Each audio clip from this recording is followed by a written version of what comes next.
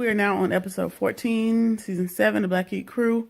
Let's skip the formalities. We are picking up where we left off last week amongst the chaos that is the big fight that went down. And Cease is still, and his adrenaline is still pumping off of the fight. Everybody's throwing things. Everybody's trying to get to each other. And the restaurant manager is like, hey, y'all need to stop it or I'm about to call the cops. So Kitty's trying to round up everybody to get them to, get the hell out of Dodge before the cops get there. Which is, since everybody want to be business owners, that would not be in their best interest, especially you, Caesar. So, we're now at the day after the big blowout, the big fight or whatever. And Cease wakes up, just chipper and, kind of acting like nothing happened last night. And now he has some bougie activities planned for the crew, and they're going to play tennis. Maybe I missed the memo, but I'm not sure when tennis became the bougie sport, but whatever. So they're playing, and Caesar's team loses, whatever. Filler. So now Donna and Alex are, they're somewhere eating, and Donna is really having an emotional reaction to the way that things went down the night prior, because what she can't understand is why would Caesar and Teddy jump Alex when Alex has, Alex didn't do anything to warrant him, getting jumped. And as a result of getting jumped, he has a big knot on his forehead, which if I was Alex and I woke up with a knot on my forehead, no more reconciliation. Like, I want to fight you every time I see you. But I guess that's the space everybody is in at this point. So, yeah. So that was definitely, I understand why she feels like that, but I guess that just comes with the territory when you're dealing with a bunch of immature people. Because jumping, childish. Just childish. All right, so, oh shit and Nikki, Donna and Alex meet up. Well, actually, Nikki and oh shit show up to wherever Donna and Alex are eating lunch, and they're just commiserating on what happened the night before, and just kind of explaining like, yeah, he tried to jump Alex, and we hate that we missed you guys, but you guys had your own issues with Caesar, and you guys were gone before we got there. Blah blah blah. Whoop de whoop. Right. So everybody at this point is, at the end of the conversation, everybody kind of agrees that they don't want to go to Bay's wedding, even though their sole purpose of being there was to support Bay on her wedding weekend. However, don't nobody want to be around C's, and don't nobody got time for the dumb shit. So everybody's saying they're going to sit out of the wedding. However, looking at the preview from last week's episode, somebody's going to show up that has animosity. So Alex and Donna, or oh shit / Richard, which is her name. I'm just gonna call him Richard. So, or Richard and Nikki. Somebody, one of those four people has to end up at the wedding, because in the preview, Ted gets hit upside the head with a chair. Somebody threw a chair at Teddy, and since he decided he wanted to be a punk and jump somebody, it's got to be one of those four that was involved. So somebody decided to go to the wedding anyway. So we're just gonna keep watching and see who that was.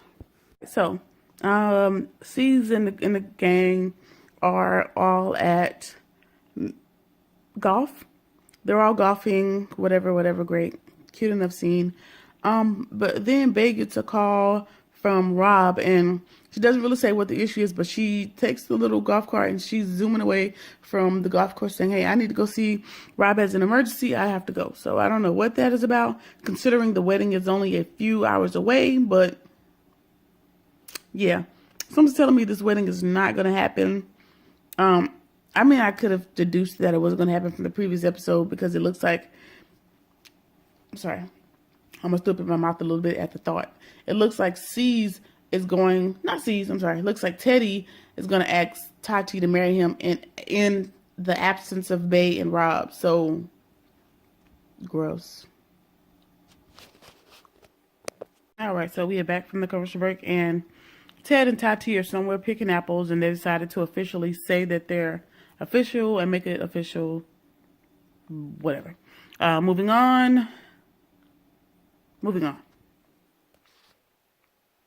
All right, so as everybody's sitting in the house just talking and chip-chapping away, Sky shows up with her suitcase, and she has on nothing more than I would say a bathing suit with two-piece, but I think it's a bra, panties, and a fur coat. When she walks in, hi guys, how's everyone? And her tone just told me it was gonna be some bullshit coming with it. So, mind you, yesterday, the day before this actual day that's going on, was her grand opening for her little boutique in Miami. And of course, they wouldn't have been able to be there yesterday and then be at Bay's wedding the following day. So she has an attitude. So she walks in and starts throwing champagne over everyone and throwing her actual hardened suitcase at people. And everybody's just ducking at this point. What the fuck is going on? That girl crazy. Anyway, yeah, so that's gonna be the theme for the rest of this episode. Sky is off her rocker yet again. So once Sky is done throwing champagne on everybody in the room, Cease takes her in another part of the house where just those two can talk. I may have mentioned a couple episodes ago that this was gonna be all gonna be wrapped up in a pretty bow and resolved with a apology. Well, this is said apology because Sky just gonna tell Caesar like you hurt my feelings when you told me I couldn't do it, and that my ideas were stupid, and blah blah blah, whoop de whoop. And he said, I'm sorry, and I support you, blah blah blah. All I want to know is why didn't you have that same energy when Puma opened up a tattoo shop? He wanted to pursue his own tattoo shop, and you did not offer him the same support. Whatever. That was then. This is now, I guess. So yeah, so now that that's all fixed, we'll see what happens from here. All right. So now that that's out of the way, it's 30 minutes to the wedding, and Cease can't get in contact with Bay, and everybody thinks Bay is with her mom getting dressed. Yeah. So he has everybody move over to the chapel and sit there. So now he's gonna have to come up with a diversion to prolong for time. All right, so Bay is finally able to get in touch with her mom, and they're both speaking in Korean, but roughly translated. Not that I know how to translate, but subtitles. Just paraphrasing the subtitles. She tells her mom when she left from the golf course, she left because Rob was having like a panic attack and he was having a breakdown because his dad really wanted to be at his wedding, but his dad passed away, a couple episodes ago. So his dad, obviously his dad's not going to be at the wedding. So he's having a panic attack, and, she thought she was going to go back into town, New York, wherever they live, and kind of talk to Rob and make him feel better, and then they were going to come join everybody for the wedding at the end of the day. However, Rob's still not feeling better, and they're not at their best, so they're not coming to the wedding. However, they've given Bay's mom the task of letting everybody know that they ain't coming to the wedding, to let all these ignorant motherfuckers downstairs know that they're not coming to the wedding, and this lady don't speak no English. According to her, she don't speak no English. I think she speaks some. She's just being stupid, but she don't speak no English, and Bay hangs up. So as I suspected, they ain't coming. They ain't jumping no broom today. All right, so dumbass Caesar finds Bay's mom somewhere in the house. I don't know how big this house is to the point where you can't find people, but whatever. He finally catches up with Bay's mom, and she's trying to say to him in Korean, like, Bay's not coming, the wedding's off, blah, blah, blah, blah, blah. But she's like shaking her head as she's talking, like kind of like she understands what he's saying, but she has no idea what he's saying. And so he was like, yeah, come on. So they walk down the aisle, and everybody's still totally, thoroughly, completely, utterly confused as to what the hell's going on. And she's just saying, why is people not leaving? There's not going to be a wedding. She says it in, Korean, and everybody's like, what is she saying? And one of the new guys from the Money Militia, the new batch of people that Cease hired, I guess he understands Korea, and he just tells everybody, hey, Bay ain't coming. There's not going to be a wedding. All right, and the new dude that does know Korean, he also lets, why am I stuttering? He also lets everybody know, everyone know that Bay's mom also said, well, somebody needs to get married because everybody's already here, and essentially it would be a waste of time, and everybody's trying to like put couples together to make somebody get married on the spot. So Cease and his baby mom sit next to each other, and they're like, hell nah, we're not doing that. And then they try to put Cease and Kit together, and Kit was like, nope, not happening.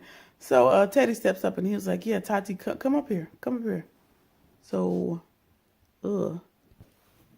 All right, so Ted pulls Tati up and he was like, "Hey, we did decide that we want to make this thing official. What's more official than this?" And the preacher dude, the pastor dude, or whatever the dude is, the officiant is like, "Yeah, you guys are here, just do it." And so the audience is kind of cheering him on, like, "Yeah, do it." And Tati goes along with the peer pressure and is like, "Yeah, let's do it." All right, so the officiant is going through the vows and talking about Bible verses and whoopity whoopity whoop. And the wedding is proceeding, and the camera keeps panning back and forth to Sky, and she has this evil look on her face. And as she's just going through saying stuff or whatever, Sky cuts everybody off. She's like, "No, I don't agree. I don't like this." She's pissed, and she picks up a chair and launches that bitch at Teddy. So I guess I was wrong in my initial hypothesis, saying that one of the couples that had the incident with C's last episode was gonna show up. No, that was Sky dumbass. That was Sky's crazy ass. So she threw the chair at C's. So I guess she objects. I'm gonna assume she objects. All right, so production production rewinds the show back about 10 minutes prior to Sky throwing the chair, and lets everybody know that things looked a little differently to Sky after she had had 8 Hennessy's prior to throwing the chair. So Sky was actually interrupting the entire ceremony while Tati and Ted were trying to get married. So she kept interrupting them, and the officiant kept asking her to be quiet. And so initially they skipped all of that in the first playthrough. Then they went back 10 minutes into the thing and kind of showed how it led up to Sky throwing the chair. So she was just saying little snide comments the whole time the officiant was talking. And the comment that took over the edge, I'm going to assume, was when they asked C's, "Hey, C's, you're the boss of the bride. Do you mind standing in and giving the bride away?" So he says yes. So she's fuming at this point, and she's about to pop off. All right, so we paused the wedding, or what should have been the wedding, and we were running back to 3 years ago, and Sky is really upset because her and Ted had a marriage pact 3 years ago, and they decided, hey, if we're not with someone by the time we're 40, we're marrying each other forever, for always, for love. Shout out to Lily Hathaway. And so I guess the pact would only be broken if they gave each other away. So I guess she assumed she did not give Teddy away to Tati, so this is invalid, and it invalidates the pact from 3 years ago, and now she mad. Yeah, it's crazy. It sounds crazy to me too, saying it out loud. All right, so this crazy fool Sky is throwing chairs and, basically sabotaging the whole wedding. And the officiant is just like, "I'm out this bitch." Like, he walked away. He went back to his room. He already got his fee paid. He ain't got time. So this guy's just like, she licked her hand and she was about to slap the dog shit out of somebody, but security stepped in. That would have been funny to see her lick her hand and slap somebody, because that's just disrespectful times two. But yeah. So C's like, "Hey, I paid for this wedding and we came all the way down here. I'm gonna marry y'all. I'm the officiant." So that's gonna be a sham. But okay, C's, whatever you say, because you want to be the center of attention at all times. Little milk dud head ass. All right, so I guess that is the season finale, which weird. That was a weird season finale, but so Tati and what's his damn name? Tati and Ted are married because C's obviously you can't marry no damn body. You could barely manage your businesses, whatever. So they're married, and Tati's like, "Hey, Sky, I would have wanted that for you," and da da da da. So they hug it out. And Sky is okay with it for now. She probably won't be fine with it at the reunion show, but whatever. So Black Ink Crew Chicago is going to be coming back on Wednesday, January 2nd. So that will be the next Black Ink series that I'll be getting into. So I'll still be catching you guys on Wednesdays. Thank you for joining me for Black Ink Crew New York, and I'll catch you in Chicago. Peace.